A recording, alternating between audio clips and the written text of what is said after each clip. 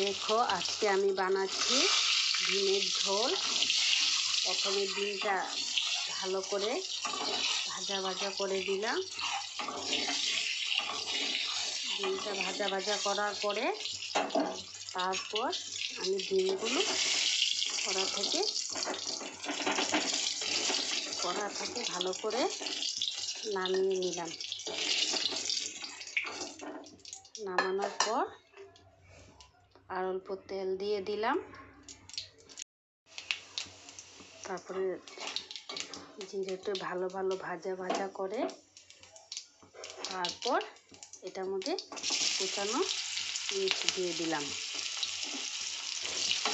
মির্চগুলো দেওয়ার সাথে সাথে ওর মধ্যে সিদ্ধ করা আলু দিয়ে দিলাম, পরিমাণ মতো লবণ দিয়ে দিলাম আর হলুদ গুঁড়া দিয়ে দিলাম। দেওয়ার পরে এটাকে ভালো করে এই যে ভাজা হয়ে যাওয়ার পরে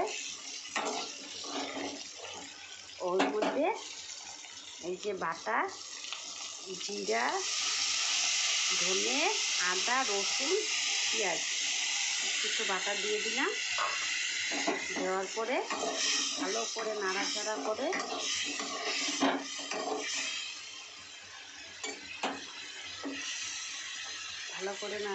করে তার মধ্যে অল্প লবণ, তারপর ভালো করে ভাজা করার পরে আমি এটার মধ্যে ডিমগুলো দিয়ে দিলাম।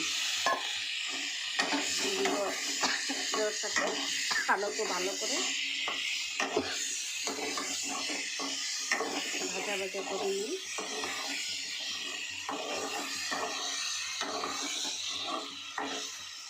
ভালো করে একটু ভাজা করে নিই।